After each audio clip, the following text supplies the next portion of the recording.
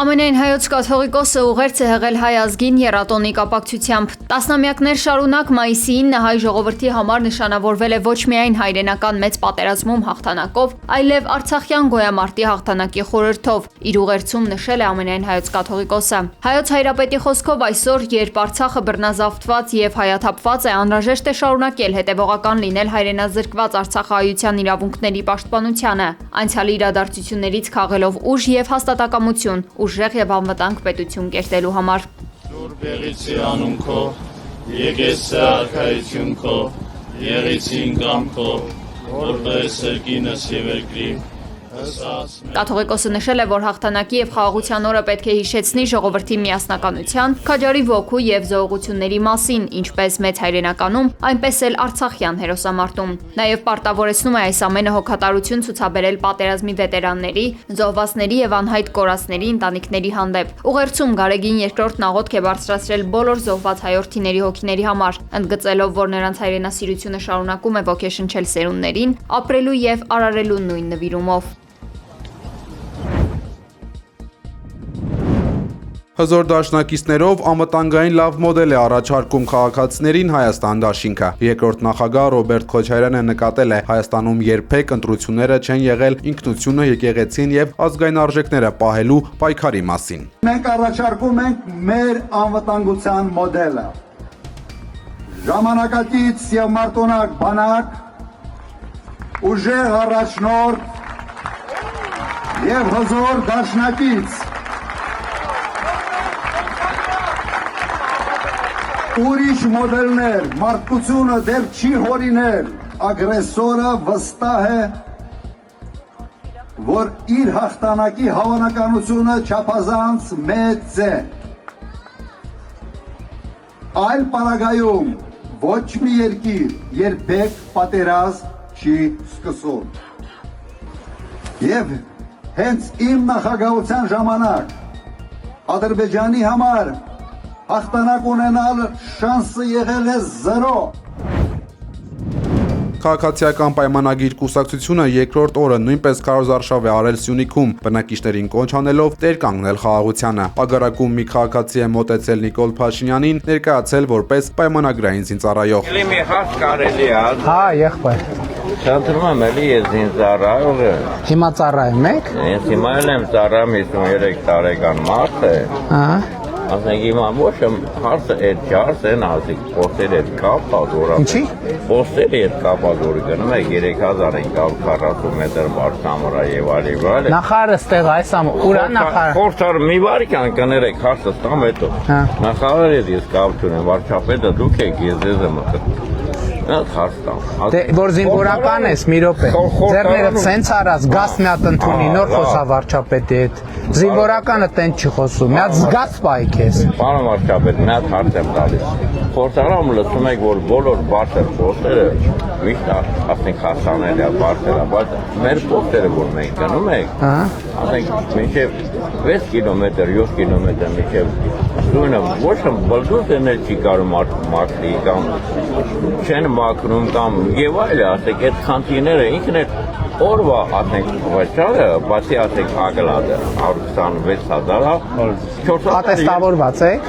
Ինչ Ատեստավորված եք։ Ես ատեստավորված չեմ, ես չեմ կարա 3 կիլո, ես ընդամեն ուժեր կրակում եմ ամեն ձևի։ Դե հիմա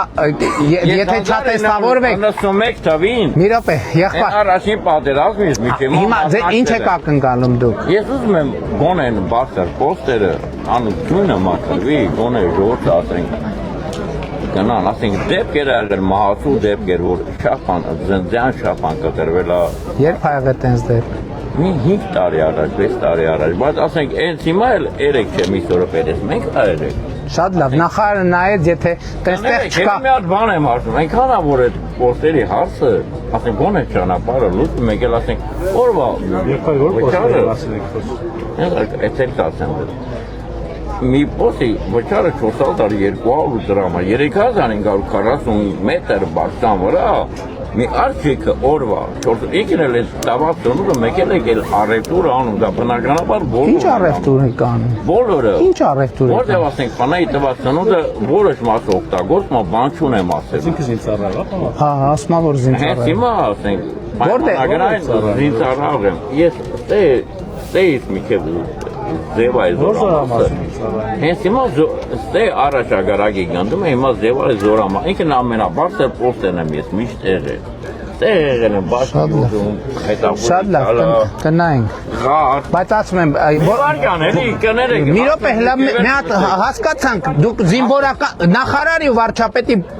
ներկայացան մի հատ զինվորականից պատշաճ զինվորական նման պայ, ձեռները թափահարելով, ձեռը իջեցրուց գազ պայ քեզ։ Խնդրում եմ ձեզ մի հատ միջև լսեք էլի։ Լսեցինք արդեն։ Մենակ մարտիրը ստամվել են Զինվորական։ Պապիկյան այդ զինվորականին զորացրի թող գնա, ինքը վիճակի չի ծառայություն։ Եթե զինվորականա զորացրի թող գնա, այդ վիճակով չգիտեմ ինչա օգտագործած, խմածա, քաշածա, ինչա, զորացրի տեն զինվորներ մեր բանակին պետք չի։ Հենց այսօր եթե նույն թող գնա իր գործերին։ Թող գնա բանի բիսեդկեքում պապազի։ Առաջարկ Հայաստանին ծրագրով ներկայացող Բարգավաճ Հայաստան կուսակցության առաջնորդ Գագիկ Ծառուկյանը թիմակիցներին հորդորել է լինել ակտիվ, ամենօրյա շփումների միջոցով մարկանց ներկայացնել իրենց առաջարկները ու դրսևորել հանդուրժողականություն։ Մենք պետք է լինենք շատ հարգալից մեր մրցակիցների հանդեպ, որը մեկին վիրավորել, ցեղ շպրտել չի կարելի։ Դա հարգանք է մեր ժողովրդի հանդեպ։ Այո, չի կարելի։ Եթե որևէ մեկը մեզ կքննադատի, դուք ուշադիր լսեք, եթե դա իրոք այդպես է, մենք պետք է դա ընդունենք, իսկ եթե չէ, օրեն պատասխանենք այնպես, ինչպես որ իրենք արժանի են, և ոչ թե մեկը, այլ ամբողջ թիմով, կապ չունի ում ավերաբերվում, սա ընտանիք է, միասնական, մենք երբեք թույլ չենք տա, որևէ մեկին վիրավորել։ Մթերման կայանների ոչ կայուն աշխատանքն ու գյուղմթերքի իրացման երաշխիքների բացակայության հարցն է ամենից շատ մտահոգում Արարատի Տափերական գյուղի բնակիչներին։ Նրանց խոսքով տարիներ շարունակ գյուղացու կատարած ծանր աշխատանքը մնացել է թերագնահատված, ինչն էլ հենց խոչընդոտել է իրենց գյուղի զարգացմանը։ Ուժեղ Հայաստան դաշինքը այսօր եղել է գյուղում ու հավաքվածներին ներկայացրել քաղաքական ուժի տնտեսական դրույթները։ Ամբողջ երկրով մեկ մթերման կայաններ կառուցելու ծրագիր ունի դաշինքը, որ բերքի երաշխավորված մթերում կազմակերպի աշխատող գյուղացու համար։ Նարեկ Կարապետյանը այսօր Տափերականում ասել է նույնը, ինչ երեկ հայտարարել էր հարթակից։ Հայաստանում անմշակ հողեր, չմթերված բերք, աղքատ գյուղացի չի լինելու, քանի որ Նիկոլ Փաշինյանի ճոճած մուրճին փոխարինելու է գալիս բահը շինարարության կառուցման խորհրդանիշը։ Մեր երկրում հողատարածքների կեսը 200,000 հեկտար անտերա, 8 տարում 40,000 հեկտար անտերա մնացել։ Վաղվա Հայաստանը, ուժեղ Հայաստանը ծաղկացնելու այդ հողերը, այդ գյուղերը կառուցելու է մեր երկրում հազարավոր մարդիկ չունեն բնակարան, հազարավոր մարդիկ ապրում են Վարձով, Արցախից բռնի տեղ անվածները չունեն բնակարան, Գյումրիում երկրաշարժից տասնյակ տարիներ հետո Սպիտակում չունեն բնակարան։ Ինչպես են կառուցելու այդ բնակարանները, ինչպես են կառուցելու 20,000 բնակարան, բավ! Հարկային բարեփոխումների և սոցիալական արդարության հարցերն են քննարկել քաղաքացիների հետ միասնության թևեր կուսակցության անդամները։ Արման Թաթոյանն ու Դավիթ Անանյանը ներկայացրել են փոքր բիզնեսի թեթևացման և փորձառու մասնագետների ներուժն օգտագործելու իրենց պատկերացումը։ Մեր տրամաբանությունը որն է, որ ոչ թե մարդը պիտի պետության համար կամ պետությանը ծառայի, այլ պետությունն է ծառայում մարդուն։ Տեսեք, մենք ունենք կարևոր հարկերի բնագավառում շատ կարևոր քաղաքականություն սկզբունք, որ պետք է լինի արդար հարկման համակարգ։ Սա ինչա նշանակում։ Շատ եկամուտ ունեցողը, շատ գումար աշխատողը պետք է վճարի շատ, իսկ քիչ եկամուտ ունեցողը, քիչ գումար վաստակողը քիչ, որ ինքը կարողանա նաև ոչ թե որ հարկային քաղաքականությունը հարկերը դառնա նրան նաև պատժելու միջոց ինչ ունի վճարում է վերջացնում է հետո ընդեղից հետո էլ գնա արդեն ուսանողի վարձ վճարի չգիտեմ ընտանիքը պայի մի երկու կոպեկ էլ հետ գցի։ Հայաստանի շնորհապետական կուսակցության նախագահ Գուրգեն Սիմոնյանի խոսքով իրենց ծրագրի հիմքում արտաքին քաղաքական վեկտորի կտրուկ փոփոխությունն է։ Սիմոնյանը կարծում է, որ Հայաստանը պետք է դուրս գա հապկից, ՕՊՀ-ից եւ ԵԱՏՄ-ից, սերտացնելով կապերը արևմտյան գործընկերների հետ։ Մինչև տարեվերջ Հայաստանի Հանրապետության ազգային ժողովը պետք է ծանուցի, որ լքում է ԱՊՀ-ն,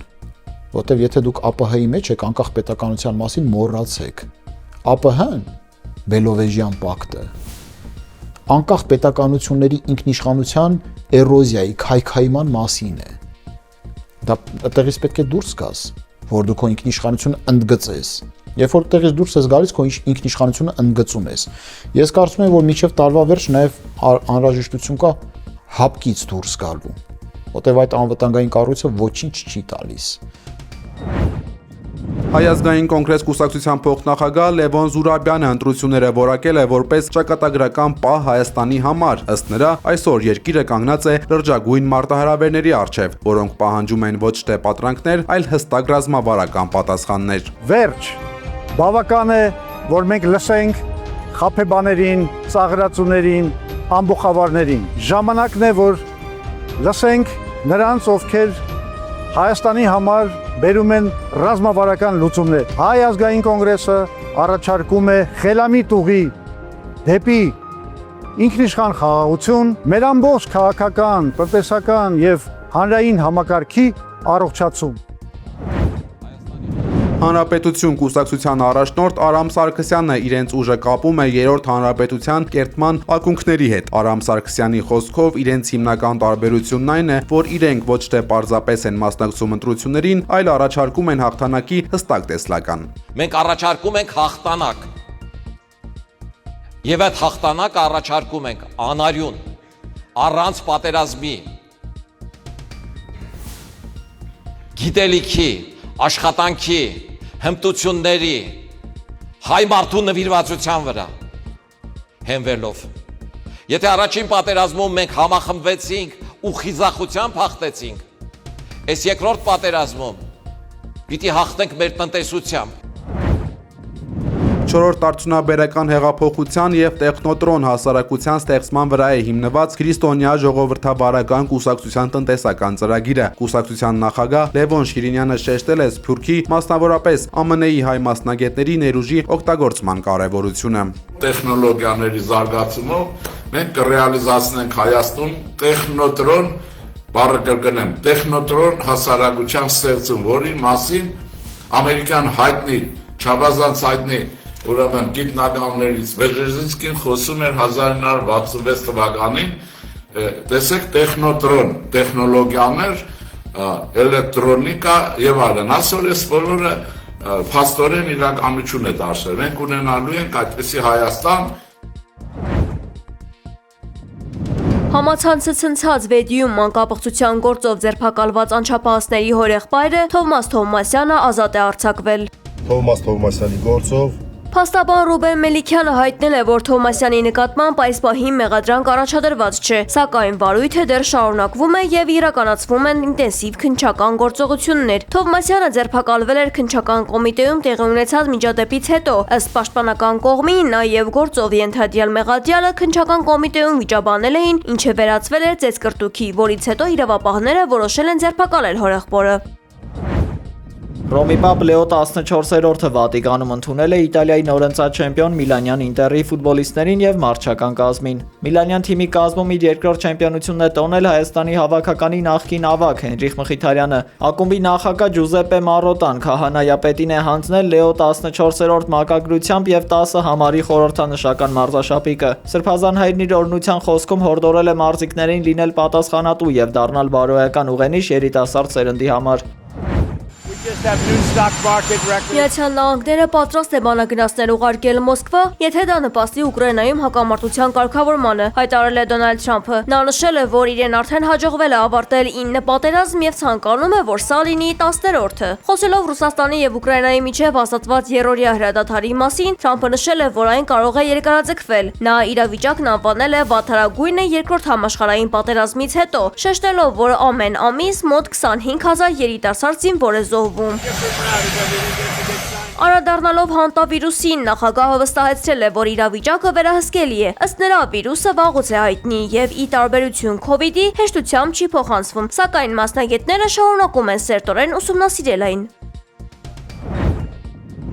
Իսլամաբադում հաջորդ շաբաթ կարող են վերսկսվել ԱՄՆ-ի եւ Իրանի միջև բանակցությունները։ Կողմերը միջնորդների միջոցով աշխատում են 14 կետանոց հուշագրի շուրջ, որը պետք է հիմք դառնա պատերազմը դադարեցնելու մեկամսյա բանակցությունների համար։ Ըստ Wall Street-ի օրակարգում ներառված են Իրանի միջուկային ծրագրի քննարկումը, Հորմուզի նեղուցում լարվածության թուլացումը, իրանական հարստացված ուրանի պաշարների հնարավոր փոխանցումը երրորդ երկրին։ Փորձագետները նախազգուշացրել են, որ մի շարք չլուծված հարցեր դեռ կարող են ձախողել գործընթացը։ Իրանի արտգործնախարարության խոսնակ Իսմայել Բաղային հայտնել է, որ Իրանի պատասխանը ԱՄՆ-ի առաջարկին դեռ քննարկվում է եւ վերջնական պատասխանը կտան ճիշտ ժամանակին։ Թասնիմ գործակալությունը հայտնել է, որ Իրանի գերագույն առաջնորդ Մոջթաբա Խամենեին լիովին ապաքինվել է ստացած վնասվածքներից։ CNN-ի տվյալով նա ակտիվորեն մասնակցում է ԱՄՆ-ի հետ հակամարտության դիվանագիտական կարգավորման ռազմավարության մշակմանը, թեև անվտանգության նկատառումներով նրա ստույգ գտնվելու վայրը գաղտնի է պահվում, քանի որ նա չի օգտվում կապի էլեկտրոնային միջոցներից։